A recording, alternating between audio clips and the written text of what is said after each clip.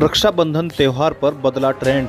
खबर लक्सर से है। वैसे तो रक्षाबंधन त्योहार भाई बहन के पवित्र रिश्ते का त्योहार माना जाता है। इस दिन बहन अपने भाई की कलाई पर रक्षा सूत्र बांधती है और भाई बहन की रक्षा का संकल्प लेते हैं। लेकिन अब रक्षा सूत्र का ट्रेंड भी बदल रहा है। नई परंपरा शुरू हो गई है। देश के कई हिस्सों में इस बार लोग रक्षाबंधन के त्योहार को नए और अनोखे ढंग से मना रहे हैं। खासतौर पर इस बार रक्षा सूत्र में सिर्फ भाई बहन की कलाई पर ही नहीं, बल्कि पिता बेटे की कलाई पर, तो बेटा बाप की कलाई पर, तो वहीं माँ अपनी बेटी की कलाई पर और दोस्त की कलाई पर रक्षा सूत्र बांधकर उनकी रक्षा का संकल्प ले रहे हैं। साथ ही पर्यावरण पर भी इस बार रक्षाबंधन यानी रक्षा का सूत्र पेड़ों पर बांधकर उनके रखरखाव के लिए रक्षा सूत्र बांधा गया और संकल्प लिया गया। हरिद्वार देहात क्षेत्र में कई ऐसे स्थान हैं जहां पर रक्षाबंधन का त्योहार अनोखे ढंग से मनाया जा रहा है।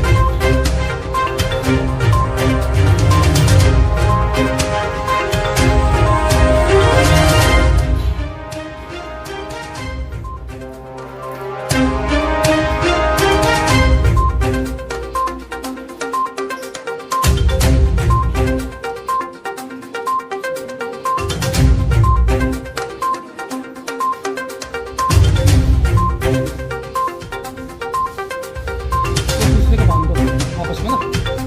चलो मैं इधर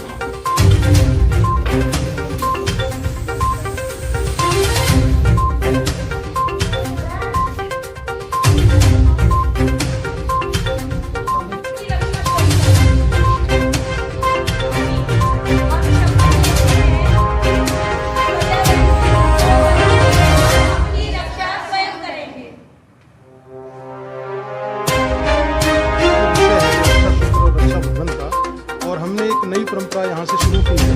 ये जो एक नई परंपरा के हम अपने पेड़ों को भी रक्षा सूत्र बांध रहे हैं, उसके पीछे हम सबका, जैसे मेरे साथ में आदरणीय हमारे वर्मा जी हैं और डॉक्टर साहब, सबका हमारा एक ही उद्देश्य है कि हम भाइयों की रक्षा करने के साथ साथ, भाइयों को रक्षा करने के साथ साथ पेड़ों को भी रक्षा करें, जिससे कि हमारे पर्यावरण की रक्षा हो सके।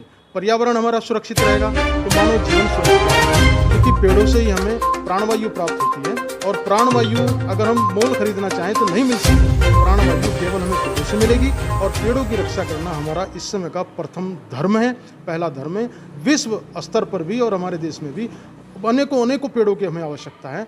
तो मैं तो आप सबसे ये निवेदन करूँगा, समाज के सब लोगों से निवेदन करूँगा कि जिस पेड़ को हम लगाएं उसको मात्र लगाने तक की हमारी भूमिका ना रहे, उसको पालन पोषण, पानी देना, देखरेख आदि की भी हमारी व्यवस्था रहनी चाहिए। बस मैं तो यही कहूँगा।